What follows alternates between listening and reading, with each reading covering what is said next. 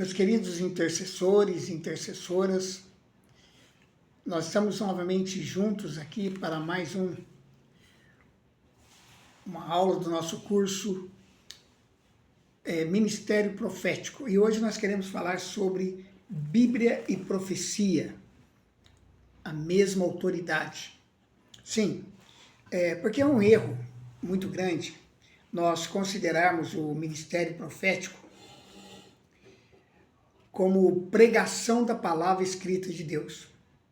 A pregação tem o seu papel dentro da edificação da igreja e ela é importante.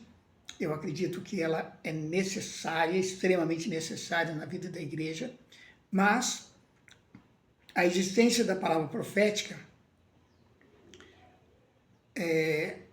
ela não faz com que a pregação das Escrituras seja sinônimo de declarações proféticas. A existência da palavra profética não significa que podemos acrescentar coisas à Bíblia, porque a palavra profética é de menor autoridade que as Escrituras, obviamente. A Escritura é a nossa regra de fé e prática. Na verdade, as Escrituras sagradas, elas é que vão dar legitimidade para a profecia. Ninguém pode acrescentar nem tirar nada da palavra profética mais segura, que é a Bíblia. A profecia é um contato com o divino, sem perda do humano. É uma experiência muito interessante, porque ali o divino está se encontrando com o humano, né, e um não provoca perda no outro. Ou seja, o divino não tira o que é humano e o que é humano não desqualifica o que é divino. A grande verdade é que tanto a característica divina quanto a característica humana estão presentes na profecia. Agora, nós cremos, como cristãos, que a Bíblia não pode enganar-se nunca. Ela tem autoridade absoluta e final para todo ser humano. Por outro lado, nos foi ordenado julgar as profecias.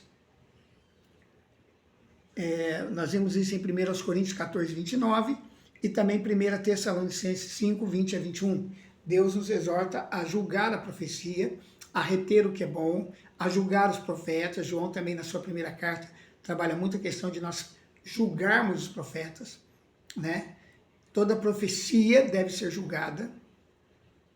Agora, se as Escrituras e a profecia gozassem da mesma autoridade, o apóstolo Paulo ia mandar que nós examinássemos as Escrituras, julgássemos as Escrituras, mas ele não diz isso.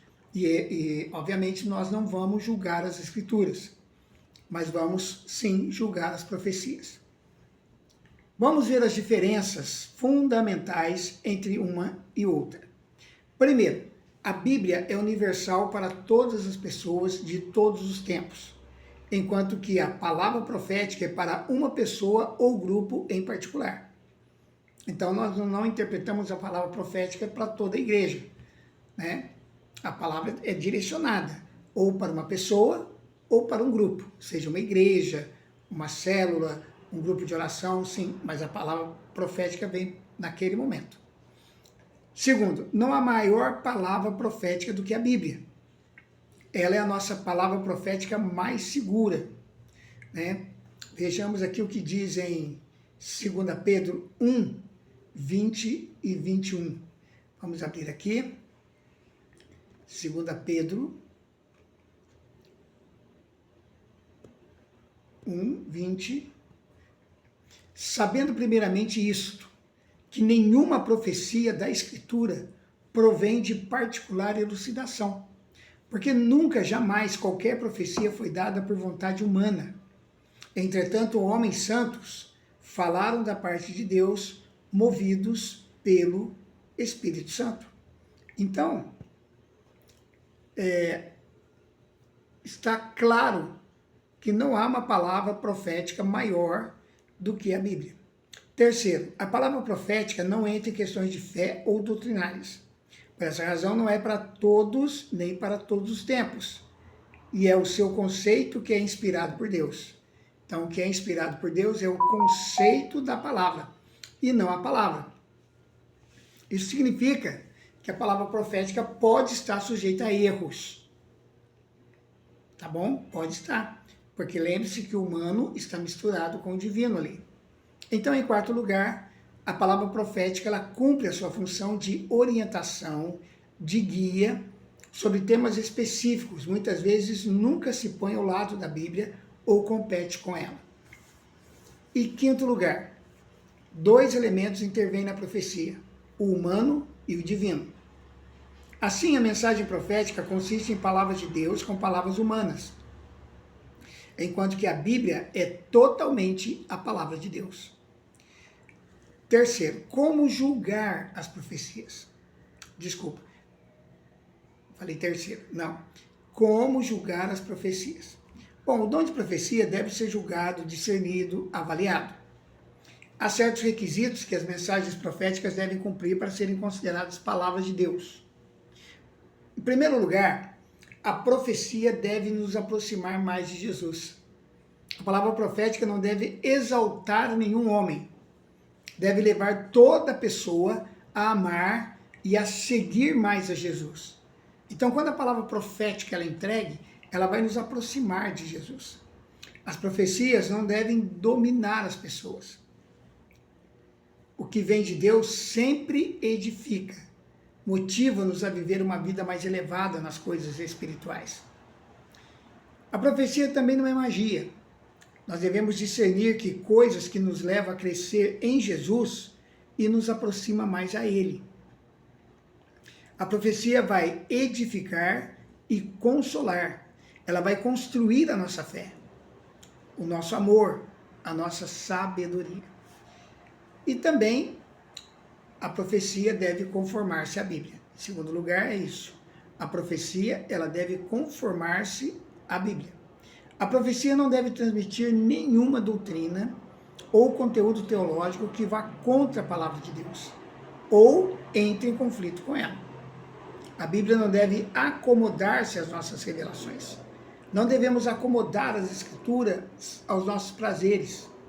Por isso devemos conhecer bem a palavra de Deus e edificar-nos a ela. Deus não pode contradizer-se. A profecia nunca leva a desordem. O espírito do profeta está sujeito ao profeta. Tem controle do Espírito Santo. Deus ele não bloqueia, nem tira o controle da nossa vida. O profeta é uma pessoa sã. O profeta não é um delirante, um místico, nem um melancólico. É prudente, discreto, humilde, não busca chamar atenção, não é alguém que tem a palavra para todo mundo. O profeta ele não pode se sentir jamais pressionado a profetizar. Não faz muito tempo eu recebi uma profecia de uma pastora e eu vi que ela estava muito bem intencionada, mas absolutamente nada do que ela trouxe para mim com a palavra de Deus realmente era de Deus. Eu percebi claramente que ela profetizou segundo o coração dela. Por quê? Porque uma outra pastora profetizou antes dela e acredito que ela se sentiu na obrigação de profetizar também. Mas isso é um erro e que leva muitas vezes o profeta a falar de si mesmo, da sua própria carne, causando então mais confusão do que edificação. Então o profeta não é alguém que anda divulgando suas profecias para todo lado. Ele é discreto e prudente. Em quarto lugar, o profeta está cheio do Espírito Santo, em comunhão com a sua igreja e é reconhecido pela mesma. Essa é uma característica muito importante do profeta. Eu considero uma das mais importantes para credenciar um profeta. A Bíblia nos alerta sobre a existência de falsos profetas. E Mateus 7, 15 a 23 diz que eles são reconhecidos pelos seus frutos. Os falsos profetas não só transmitiam coisas do seu próprio coração, mas também eram orgulhosos. Se você for em Deuteronômio capítulo 18, versículo 20, ou 1 Reis 13, 18, ou Jeremias 23, ou Ezequiel 13, você vai ver que os profetas, os falsos profetas, eles eram orgulhosos, tinham maus frutos. Isso você vai ver em Jeremias 23, 10 a 22. Também em Deuteronômio 13, de 1 a 3 e 18, 20. Quando um profeta não permite a análise da sua profecia, essa palavra não vem de Deus. Se a profecia não se cumpre, é porque Deus não falou. Isso é o que está decretado em Deuteronômio 18, versículos 20 e 22. Agora, o que diz o Espírito Santo ao meu homem interior sobre essa palavra que me deram? Essa é uma pergunta muito importante para você discernir as profecias. Uma pessoa sabe quando recebe uma palavra de Deus. Uma pessoa sabe.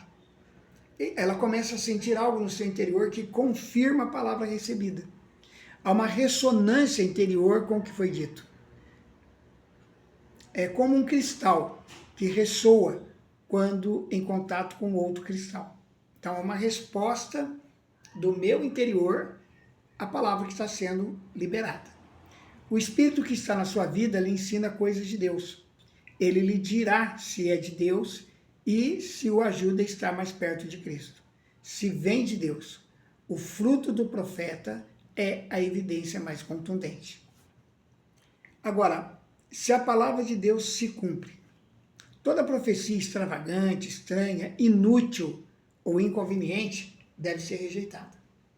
Muitas vezes as profecias não se cumprem porque nós não cumprimos nossa parte com fé ou porque estamos em pecado. Essas são chamadas de profecias condicionais, né?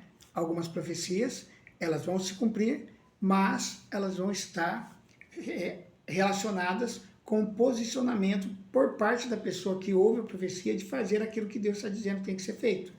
Muitas profecias em Israel não se cumpriram porque Israel não cumpriu também com o requisito necessário para que a profecia se cumprisse. Amém? Então, com isso, terminamos nossa aula. Espero que você tenha sido abençoado. Agora eu quero orar e abençoar a sua vida. Pai, em nome de Jesus, eu quero abençoar a vida de cada intercessor ou intercessora que está ligado com esse estudo. Nós estamos dando continuidade ao curso Ministério Profético. Temos muitas coisas boas e interessantes a serem compartilhadas ainda. Que o Senhor abençoe e derrame unção, graça, sabedoria, discernimento sobre a vida de cada intercessor. E que, ó Deus, a unção e o manto profético caia sobre todos aqueles que estão envolvidos neste grandioso ministério na tua casa e no teu reino. Assim eu oro, agradecido em nome de Jesus. Amém.